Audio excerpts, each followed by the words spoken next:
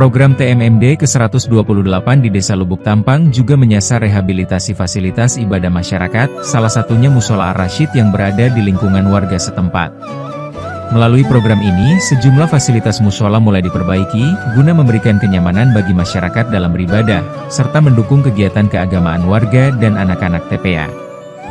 Dalam program TMMD ini, kami sangat banyak bersyukur atas bantuan dari program ini, yang tadinya Mushola Al-Muslim Ar-Rasyid ini plafonnya belum ada, kemudian teras belum punya keramik, dan tempat wudhu belum ada. Dengan program ini alhamdulillah sudah lumayan. Terima kasih yang tak terhingga kepada pihak TMMD, yaitu TNI dan juga Pemda Kabupaten Lahad.